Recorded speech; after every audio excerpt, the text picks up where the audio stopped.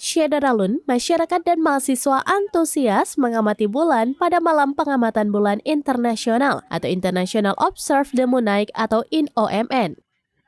Kegiatan yang digelar jurusan Ilmu Falak Fakultas Syariah YAI Luxmawe tersebut berlangsung pada Sabtu 21 Oktober 2023 dari pukul 18 hingga 21 waktu Indonesia bagian Barat di halaman kampus setempat.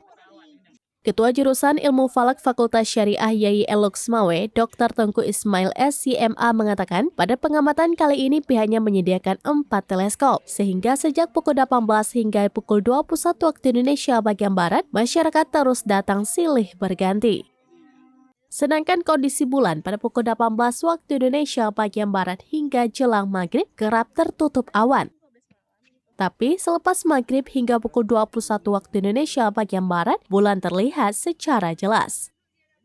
Untuk diketahui, malam pengamatan bulan internasional yang biasa disebut dengan International Observe the Moon atau INOMN merupakan kegiatan tahunan yang digagas dan dideklarasikan pertama kali pada tahun 2010 oleh para astronom amatir dan profesional di negara Amerika Serikat.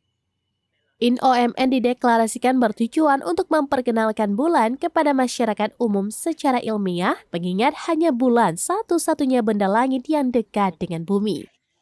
Ada 2 syarat yang harus terpenuhi dalam penetapan INOMN setiap tahunnya. Pertama, pengamatan dilakukan pada malam minggu harus bertepatan pada seperempat awal bulan Hijriyah di bulan September, Oktober, atau November.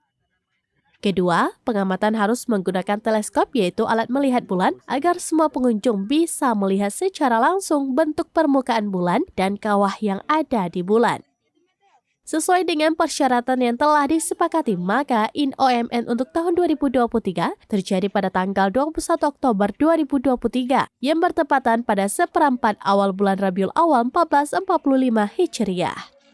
Download Tribun X sekarang. Menghadirkan lokal menjadi Indonesia.